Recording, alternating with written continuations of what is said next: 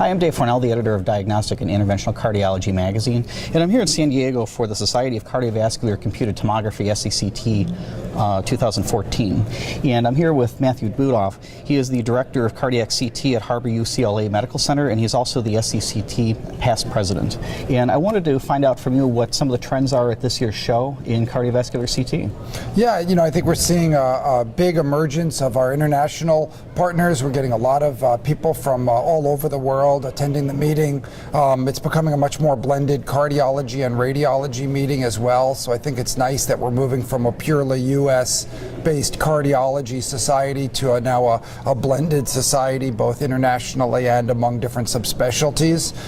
And I think the big emphasis here is just on all the new data that's coming out. There's been a lot of landmark trials that people are talking about, and new studies that are ongoing that are really going to move the field forward quickly. Could you tell me about some of the key discussion points that you're seeing in the sessions at this year's show? Yeah, we see a lot of discussion about the new applications of CT, perfusion imaging.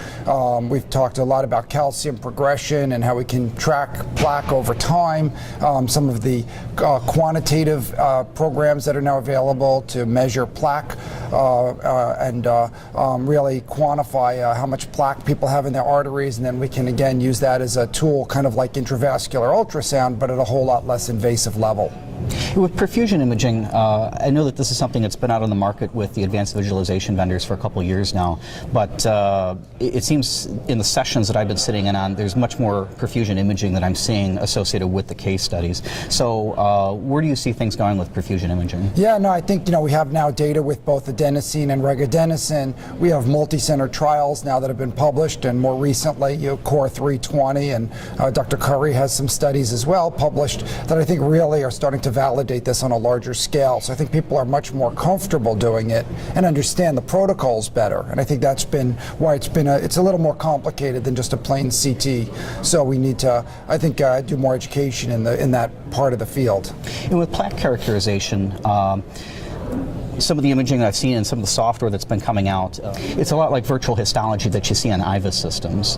And where do you see the technology today, and where do you think it needs to go to really be validated? Yeah, we've been working with a couple of different vendors who do these quantitative or semi-automated or automated quantitative systems, and I think they're getting much better. I think we still have some resolution issues. We have to figure out if the study's done at 100 kV versus 120 kV, some of the logistical things within CT, how that impacts the image quality and how that impacts the measurements of, is it soft plaque, is it vulnerable plaque, is it fibrous plaque or calcified plaque, because the numbers change a little bit with our acquisition. Mm-hmm. So I think we still need some validation, but they're moving very rapidly and they're being used in large-scale trials. So I really do believe that many pharmaceutical companies, some have already started and more will, start doing validation studies on their drugs, be it anti-inflammatories or statins or blood pressure agents, using serial QC quantitative CT rather than IVUS, which obviously is just so much more costly and invasive that it's just not practical anymore in today's environment. So I think you'll see a very rapid decline in IVUS trials around the world and a very rapid increase in CT-based trials for drug development. Are there limitations with plaque characterization, such as in heavier patients, or are there certain artifacts that can sometimes mess with the quantification? Yeah, so I think our biggest concern right now is coronary calcification and the artifacts, the blooming artifacts and the beam hardening artifacts that we get. It's interesting though, we did a study of IVUS, serial IVUS versus serial CT, and showed very good correlation, but more of the patients were thrown out of the trial from the IVUS side because of calcium. It's even more sensitive to calcium than the CT side. So I think relative to IVUS, it's much better modality. Both of them are still limited by calcification of the vessels. One of the other areas that I know has been discussed over and over in the sessions at this year's show is CT-FFR. And having attended ACC and TCT, I've had Marty Leon, one of the gurus of interventional cardiology, speak very highly of CT-FFR and telling his colleagues that you watch another 5 or 10 years and CT will probably be the gatekeeper using this technology. Yeah, no, I mean, I agree with Marty, and I share his enthusiasm. I really do believe that with the ability to now look at functional significance of the lesion, getting away from a purely anatomical-based assessment is going to be a huge advance. And I think perfusion gives us some insight. FFR-CT gives us some insight into the functional significance of these lesions, and I think it's going to be a dramatic improvement. I think a lot of the excitement at this meeting is coming off of the NXT trial, which was just presented at the European meeting and just published in a European Heart Journal. And now we just see a nice influx of the third randomized trial demonstrating a significant benefit.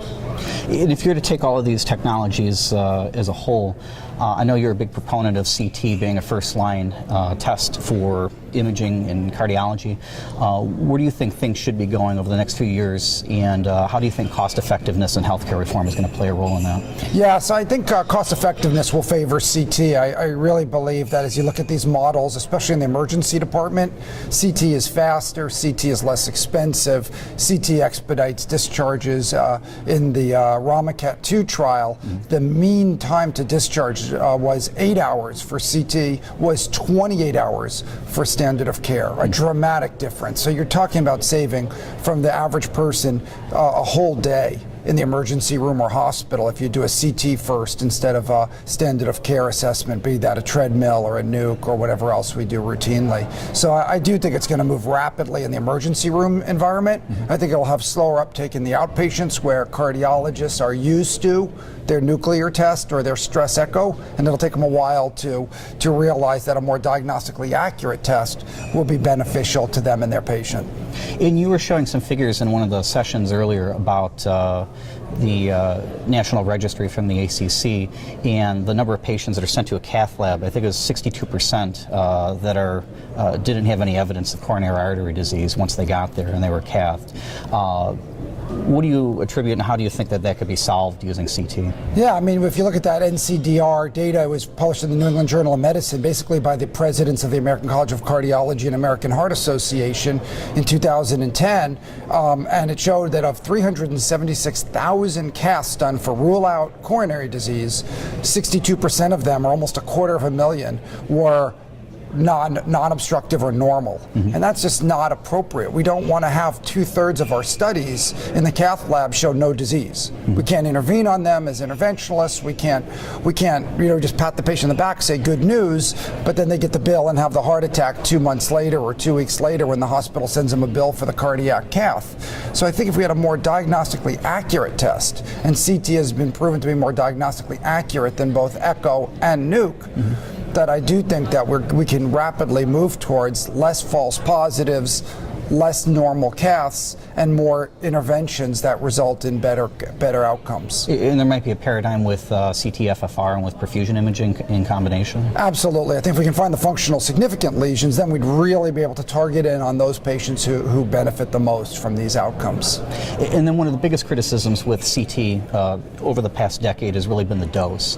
And I know with newer systems coming out since 2006 that the dose has incrementally gone down. But you had also pointed out, even though that there's these newer systems and you could even modulate your tube current, that a lot of centers are still not doing this. Yeah, and I think we just need to continue to educate the cardiologists and radiologists who are doing these procedures that dose matters and that we can do lower dose. And a lot of times it's, I don't want to say laziness, but it's just lack of attentiveness where they're just using their old protocols over and over again rather than trying to update them and get current. You don't need to buy a $2 million CT scanner to get a low dose protocol. You can do it I do it with my 64 that I still use every day, and I get very low doses. My average dose for CT angiography is 2 millisieverts. Average dose in our cath lab is 9 millisieverts. So we're in a great place, but that's not reflective of the entire group out there. And it seemed with a lot of the presentations of some of the gurus in cardiac CT that they routinely get below 2 millisieverts for most of their cardiac CTAs. Yeah, and with the new equipment, I mean, you can definitely get down below a millisievert routinely. But again, being able to do that, or doing that in an expert environment and doing that in the general community is a big step. I think Dr. Gil Raff in Michigan did a registry across all of the centers and got, with feedback, got all of the centers in Michigan to lower their dose over time. So we probably need to be more proactive in that regard and reach out to a lot of these centers that are operating independently and review their doses and then try to get them to do things a little bit better. Well, thank you very much for your time. It's a pleasure. Thanks for having me.